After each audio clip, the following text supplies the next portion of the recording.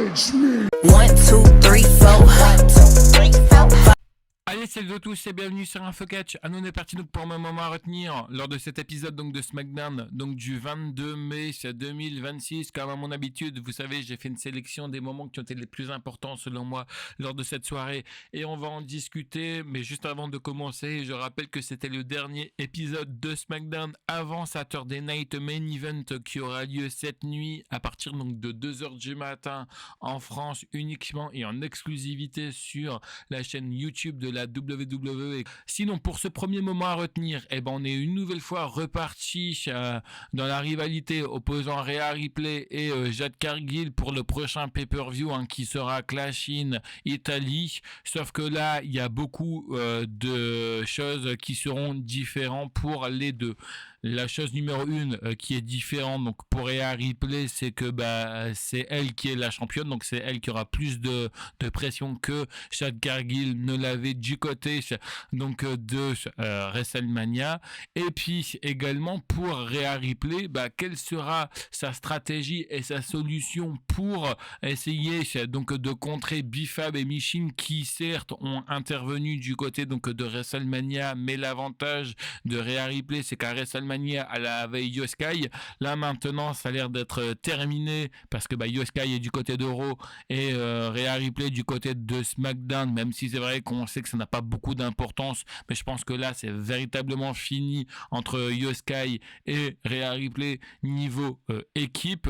Donc même si c'est vrai que récemment Rhea Ripley a fait équipe avec Charlotte Flair et Alexa Bliss, je ne pense pas en cas d'intervention de B-Fab et de Michin du côté donc de Clash in Italy qu'on aurait une intervention donc de Charlotte Flair et de Alexa Bliss, et donc on verra comment Rhea Ripley gérera-t-elle tout cela. Et puis du côté donc de Jade Cargill, elle aura le sentiment donc de revanche parce que certes après avoir perdu son titre du côté donc de WrestleMania, après avoir eu une stratégie plus ou moins bonne en faisant venir Michin et B-Fab, est-ce que là cette fois-ci leurs interventions seront payants et est-ce qu'on redonnera ce titre à Jade Cargill? J'ai envie de vous dire que la semaine prochaine sera extrêmement décisif entre les deux et c'est encore une fois un match que j'ai envie de voir.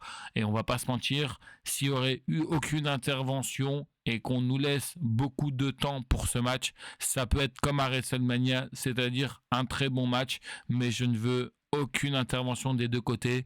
Je ne pense pas que cela se passera comme ça, mais en tout cas un match entre les deux qui peut être très bon, ça j'en suis convaincu. Donc on verra bien ce qu'il se passera dès la semaine prochaine, parce que oui, comme vous l'avez compris, dès la semaine prochaine ce sera déjà Clash in Italy où honnêtement il y a vraiment des rivalités qui sont sorties un petit peu de n'importe où, mais on en rediscutera en temps voulu. Allez, pour ce deuxième moment à retenir, on va parler d'un triste match comme à son habitude, donc de Shinsuke Nakamura qui a fait face à Tama Tonga. De toute manière, Shinsuke Nakamura du côté de la WWE, vous savez que c'est une catastrophe, alors qu'on sait très bien qu'il est talentueux, mais bon bref. Donc Tama Tonga qui comme d'habitude est aux côtés donc de Solo Sikoa et de Tama Tonga. Donc là on a un match extrêmement dégueulasse, mais victoire donc de Tama Tonga qui gagne. De toute manière, Tama Tonga en 1 contre 1 en solo, il a 0 défaite. Donc au moins ça c'est réglé, contrairement à Shinsuke Nakamura qui a des défaites où on peut même plus les compter tellement qu'il y en a beaucoup. Bref, l'objectif de la MFT, c'est de ne pas célébrer une fois qu'ils ont gagné. Pourquoi? Parce qu'ils ne savent pas ce que c'est une célébration. Eux, leur objectif, c'est de détruire ou de se faire détruire. Et donc là, on a Solo Sikoa qui s'apprêtait à s'attaquer à Shinsuke Nakamura jusqu'à ce que Tama Tonga l'en empêche. Jusqu'à ce que Tama Tonga l'en empêche.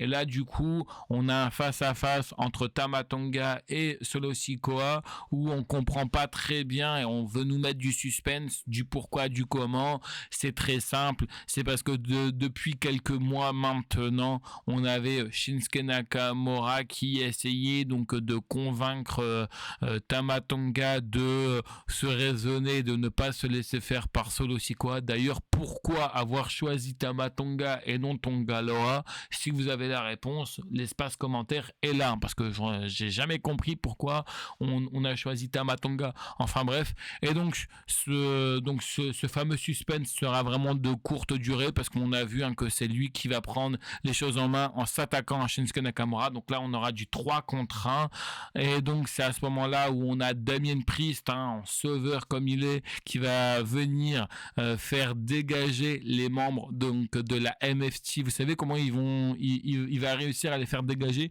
juste en venant tout seul avec une chaise. Est-ce que c'est pas un peu du foutage de gueule? Les mecs qui sont à 3 contre 1, ils se barrent face à un Damien Priest qui est avec une chaise. Non mais c'est vraiment du n'importe quoi. Tout ça pour que plus tard dans la soirée, on ait un match entre Solo Sikoa et Damien Priest, et malgré les interventions des membres donc de la MFT, est-ce que vous pensez que Solo Sikoa a gagné? Eh ben la réponse est oui. Enfin, Solo Sikoa qui gagne du côté de SmackDown. Lui aussi, c'est comme Shinsuke Nakamura, c'est incroyable ces nombres de défaites aussi à la WWE. Bref, donc une nouvelle fois du 3 contre 1 contre Damien Priest, et encore une fois toujours pas de célébration de la part donc de Solo Sikoa. Et donc là, qui est-ce qui vient aider Damien Priest? Non pas R-Truth, qui, on va pas se mentir, certes est très fun, mais en 3 contre 1 ne pourra absolument rien faire. Il s'agit donc de celui que Solo Sikoa essaye donc de recruter depuis son arrivée du côté de la WWE, Royce Keys. Donc on a eu un face-à-face opposant Royce Keys et Solo Sikoa. De toute manière, après sa défaite du côté donc de SmackDown face à Gunther la semaine dernière, on n'a pas d'autre solution que de le faire intervenir là. Bon, ce qui était aussi assez cool, c'est qu'on a vu un Damien Priest quand même un peu paniqué. Pourquoi? Parce qu'il va quand même plus ou moins s'attaquer à Royce Keys, parce que certes il est venu l'aider, mais il pense qu'il est aux côtés donc de Solo Sikoa, donc il va essayer de l'attaquer, sauf que finalement il va pas y avoir de l'attaque, mais que de la parole entre les deux. Donc ça, au moins, ça apaise un peu les tensions. Donc pareil, encore une fois, est-ce qu'on aura un match triple menace entre Damien Priest d'un côté avec Royce Keys et Shinsuke Nakamura face à Tama Tonga et Solo Sikoa? Je ne sais pas, on verra bien en tout cas comment tout cela sera fait, mais c'est vrai que c'est nul, on va pas se mentir. La seule chose qui est fun, c'est, comme je vous l'ai dit, ce changement d'attitude donc de Tama Tonga et Royce Keys. Moi, c'est tout ce qui m'a importé dans cette rivalité. On verra bien en tout cas ce qu'il se passera. Et oui, j'en suis désolé, c'est beaucoup trop long tout ça pour faire une sélection de des choses, mais j'étais obligé un petit peu de vous raconter un peu la globalité des choses, sinon ça ne servait strictement à rien que je vous parle et que je vous donne mon avis. Pour mon troisième moment à retenir, on va parler donc de l'Open Challenge, donc de Tiffany Stratton. Elle, au moins, contrairement à Julia, elle a les couilles de remettre son titre en jeu sans connaître véritablement son adversaire. Donc là, on a vu que c'était Lash Legend. On a eu un très bon match entre les deux, jusqu'à ce que la fin soit vraiment chiée dans la colle, on va pas se mentir. Alors, ce qui s'est passé à la fin, c'est qu'on a, comme d'habitude, Chelsea Green qui pense que Tiffany Stratton est son ami. Donc elle est venue aux abords du ring, venir pousser Nia Jax. Déjà, comment Nia Jax, aussi baraquée qu'elle est, a pu tomber sur une poussette aussi ridicule de la part de Chelsea Green. Mais bon, passons par rapport à ça. Et là, Lash Legend qui était en train donc de claquer sa prise de finition, au lieu d'être assez intelligente et de faire tout de suite le tomber et après de s'occuper de Chelsea Green, je pense que c'est tout ce qu'on aurait fait. Non, elle est perturbée donc de ce qui se passe à l'extérieur, bon, qui ne serait pas perturbé par la beauté de Chelsea Green, mais au lieu de continuer et de rester dans le match, non, elle va arracher les cheveux donc de Chelsea Green, ce qui permet à ce que Tiffany Stratton revient et puis que Tiffany Stratton conserve son titre.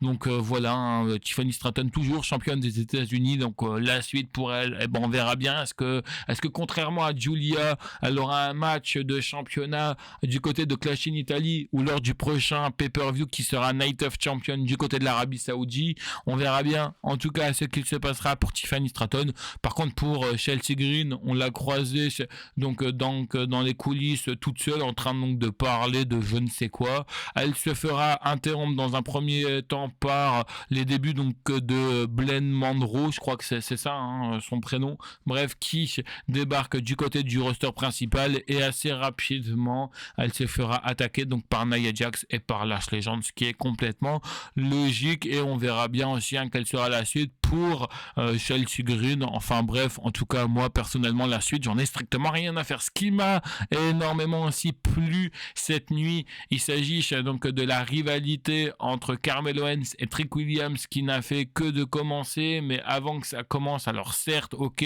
on a eu un match cette nuit entre les deux, oui, mais sans que le titre ne soit en jeu, sinon ce n'est pas drôle. Et encore une fois, il faut bien créer cette rivalité entre Trick Williams et Carmelo Hayes, sinon c'est pas drôle.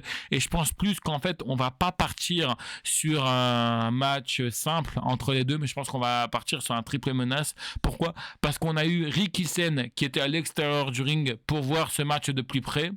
Et ce qui s'est passé, c'est qu'à un moment donné, on a Ricky Sen qui, lui, tout comme Chelsea Green, a pensé que Trick Williams était son pote. Donc, à deux reprises, lui, par contre, il va venir perturber Carmelo Hayes. La première interruption, perturbation, pardon, n'a pas servi à grand chose. La deuxième, oui, parce qu'il va monter sur les abords du ring et pendant qu'il est en train donc de faire le tomber Carmelo Hayes, on a l'arbitre qui est très expérimenté et qui n'est jamais vieux, Charles Robinson, qui s'occupera donc de Ricky Sen qui essaye donc de rejoindre ce match. Et donc on a Carmelo Hayes qui casse son tombé et essaye de voir pourquoi l'arbitre n'est pas là. Il se rend compte que Ricky Sen est là et c'est à ce moment-là où on a Trick Williams qui fait sa prise de finition. 1, 2, 3, victoire donc de Ricky Sen. Et d'ailleurs, petite parenthèse par rapport à ça, il faut savoir que juste un peu avant la victoire donc de Trick Williams, encore une fois, on a Ricky Sen qui était à l'extérieur du ring. On retrouvera Ricky Sen et Trick Williams, pareil aussi à l'extérieur du ring avec Carmelo Hayes. Et quand Ricky Sen est en train donc de je sais pas trop quoi d'essayer donc de narguer Carmelo Hayes, Trick Williams, a dégagé Ricky Sen des abords du ring, ou je sais plus, il l'a poussé, un truc comme ça, mais en tout cas, ça, j'ai trouvé vraiment ça fun.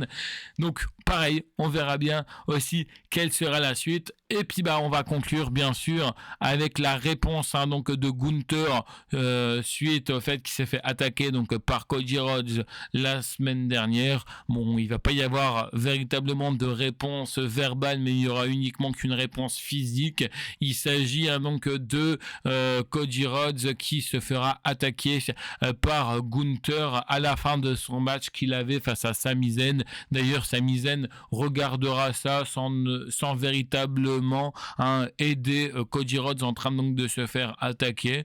Donc on voit vraiment également s'il y a un nouveau visage de la part donc de Sami Zayn. Alors Sami Zayn qui n'a pas aidé Cody Rhodes, mais il va juste le regarder sans véritablement broncher, il va même se barrer. Et puis voilà, c'est un peu surprenant parce que Sami Zayn qui se disait très copain avec Cody Rhodes, il est pas mal, votre copain. Donc voilà, pareil, on sait que ce match aura lieu également la semaine prochaine du côté donc de Clash in Italy. Voilà un petit peu donc dans la globalité donc de tout ce qui s'est passé du côté donc de SmackDown. Je vous rappelle en tout cas qu'on se retrouve dès cette nuit sur ma chaîne Twitch pour le live Saturday Night Main Event. Et comme d'habitude, vous savez que pour suivre l'intégralité de cet épisode de SmackDown ou de toutes les shows de la WWE, de d'autres structures, vous avez les liens qui sont dans la description. Je rappelle encore une fois que ces liens qui sont dans la description sont complètement gratuits, mais non légalement en tout cas, qui vous permettent donc de suivre tous les shows de la WWE. Et pour les gens qui ne souhaitent pas passer par les liens qui sont dans la description, ce que je peux tout à fait comprendre. Dans ce cas-là, vous avez l'option Netflix qui s'offre à vous. Allez, quant à moi, je vous retrouve plus tard pour une prochaine vidéo. Bye tout le monde.